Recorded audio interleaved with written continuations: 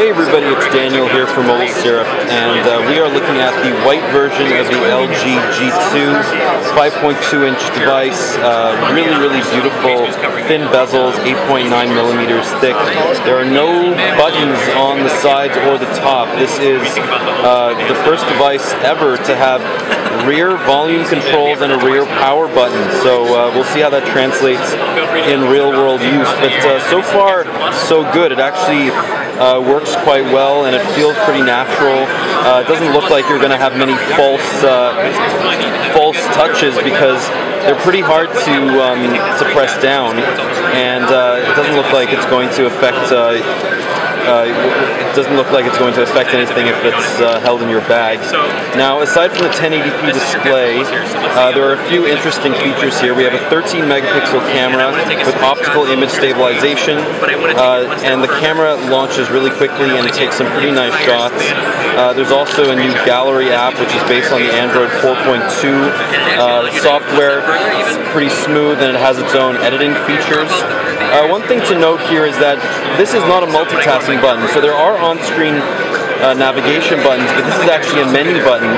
To get to the multitasking menu, just like on another, a Samsung device, for example, you hold down the home button.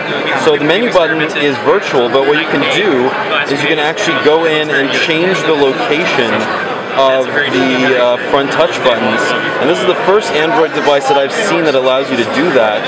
So you can actually change the format, and you can add another button here, so you can add a quick launch for your notifications. You can add a quick Q-slide button, which is really neat. So there's a lot of customization here that you may not expect from LG rather. And you can see here there's a few other interesting features. So if I turn off this phone and I double tap it, it's going to turn on, and that's called Knock On, and that's just one of the kind of 5 main or 6 main features that they're focusing on. So there's also a really interesting feature called Guest Mode, where you can limit the number of apps that somebody in your family or friends can use, so it's great for kids. As I said, there's Knock On. There's also the ability to use the rear key on the back of the phone to take a photo in the camera app, which is really interesting. And there's also that optical image stabilization. There's super sharp audio, which means that you're going to have high definition sound, something that most devices cannot claim. Now, there's another interesting thing called slide aside, and I'm going to have to put down the phone here for this. So if I go into the gallery, for instance,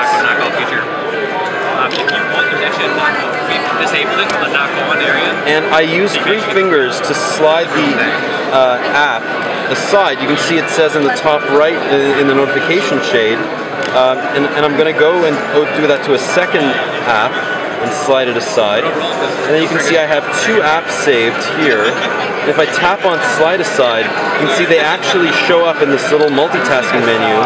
So it's really interesting. It's like a secondary multitasking menu as opposed to the main Android one, but you can save the status of individual apps that you want to come back to, and it looks like it saves it in memory, so it'll come back. It won't have to restart regardless of the status of the app. It's really interesting. Okay, so let's go back there, and you can see here there's a couple other things that you want to know. There's Quick Remote, which is it uses an IR blaster.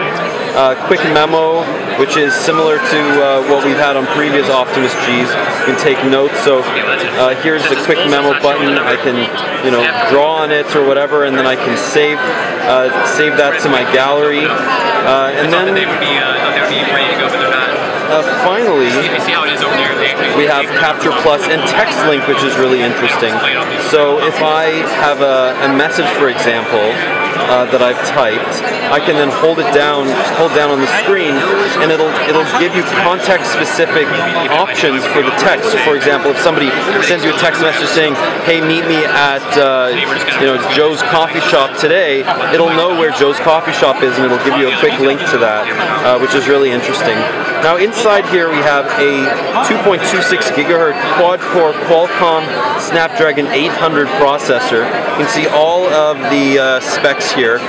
We have a 3,000 milliamp hour battery, which is internal, so unlike the Galaxy S4, you cannot remove this battery, but as a result, the phone feels a bit more solid than the GS4, and we'll get to that in a second.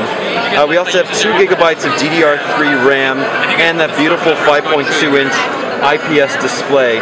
Now I'm going to put this down next to the Galaxy S4 and the HTC One just to give you a bit of a size comparison.